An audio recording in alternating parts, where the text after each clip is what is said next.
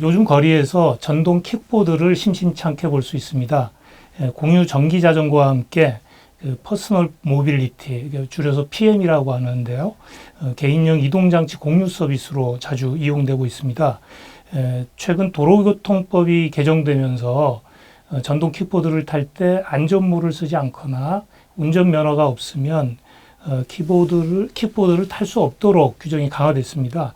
김시연 울산시의회 의원과 함께 공유 킥보드를 비롯한 울산 공유교통의 실태와 문제점, 개선 방안 등에 대해서 알아보겠습니다. 안녕하세요. 네, 반갑습니다. 울산의 전동 킥보드 업체는 모두 몇 군데가 있나요? 네, 울산시와 경찰청에 따르면 안전규정이 적용된 5월 13일 기준으로 총 5군데입니다. 그렇군요. 서비스에 이용되는 전동 킥보드는 그러면 모두 몇 대쯤 될까요? 네, 지난해 말 기준으로 1,500여 대가 되었었는데요. 5개월 사이에 800대가 늘어났습니다. 현재는 2,310대로 집계되고 있습니다. 생각보다 상당히 많은데요. 네. 그 공유 킥보드는 어떻게 타는 건가요? 또 주로 어떤 분들이 많이 이용을 하나요? 네, 교통수단 공유 시스템인데요. 교통수단을 소유하는 대신 이용하는 시간만큼 비용을 지불하는 구조입니다. 흔히 알고 있는 렌터카 방식이라고 생각하시면 편할 것 같습니다.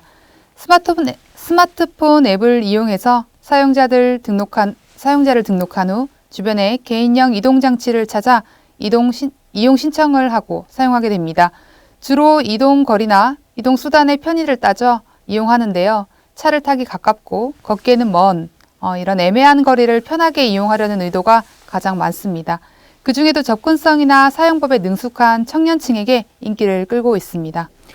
네, 근데 이제 운전 면허증이 없으면 이제 못 하게 되는데, 네.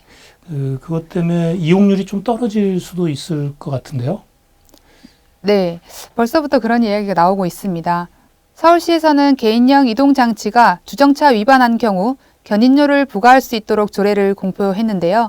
사각지대에 있었던 개인형 이동장치에 대한 도로교통법에 포함한 규제가 늘어나고 있습니다.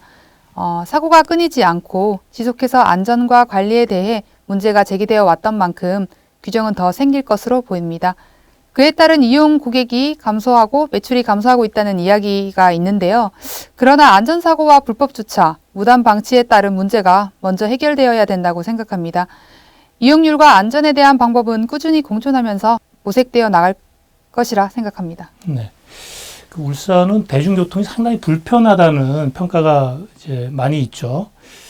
개인용 이동장치 공유 서비스가 이런 그 불편한 교통 문제를 일정 부분 이제 해결하는 역할을 할 수도 있다고 보는데요. 울산 공유교통 서비스 어떻게 가야 한다고 보시나요? 네, 울산 시민의 대중교통 만족도가 그리 높은 편은 아닙니다. 버스에 대한 의존도가 높은 편이고 대체하는 대중교통 수단이 적은 편이긴 한데요. 그런 부분에 대해서 개인형 이동장치가 역할을 할 수 있습니다. 그러나 지금의 규정들은 역할을 차단한다기보다는 안전하고 바르게 관리하는 것으로 생각하면 될 것 같습니다. 저도 공유교통 서비스를 자주 이용하는 편인데요. 매우 편하거든요. 네. 네, 이런 편의는 시민들에게 계속 향유되어야 된다고 생각합니다. 그리고 흔히 킥난이라고 하죠. 고라니처럼 불쑥불쑥 튀어나와서 차들을 놀라게 하고 보행자에게 위험을 가하는 사례가 늘어나고 있는데요. 말씀드렸듯이 안전이 확보되는 것이 가장 먼저입니다. 울산시 의회에서도 울산광역시 개인형 이동장치 이용 안전 증진을 위한 조례가 개정되었는데요. 변경된 도로교통법에 대한 규정을 교육하는 등 시민의 안전을 위해 역할을 할 수 있는 근거가 마련된 것입니다. 울산시에서는 이를 근거로 조금 더 적극적인 행정을 이행해 줄 것을 기대합니다. 네. 울산시가 고층 화재 대응 도심 항공 모빌리티 규제 자유 특구 사업을 신청을 했습니다. 네. 그러니까 이를 위해서 초기 사업비 31억 2천만 원을 내년 국비 사업에 포함시켜 달라고 중소기업 벤처부에 요청을 했는데요. 울산시가 이 사업을 추진하는 이유는 뭔가요? 네, 수소그린 모빌리티 개념 서비스 산업, 이산화탄소 자원화에 이어 네 번째 규제 자유 특구 도전인데요. 울산시가 역전 사업으로 준비하고 있습니다. 미래 신산업 확보를 위한 도심 항공 모빌리티 규제 자유 특구가 고층 화재 진압용으로 특화된다는 건데요. 고충 화재로부터 시민 안전을 확보하고 미래 신산업 확충을 위해서입니다. 아직 허마의 상처가 그대로 있는 사만 아르누보 화재로 사다리차가 배치되었지만 고충 화재에 대한 대비를 위해서라고 볼 수 있습니다. 울산을 넘어 전국을 위한 사업이라고 봐야 할 것 같습니다. 도심 항공 모빌리티, 그러니까 좀 이제 에어 모빌리티라고 이제 할 수 있는데 쉽게 말하면 이제 하늘을 나는 자동차 정도로 이해를 할 수 있을 것 같아요. 이 하늘 자동차를 고층 화재 진압용으로 개발하겠다는 얘기인데요. 규제 자유 특구로 지정되면 어떤 사업들을 하게 되나요?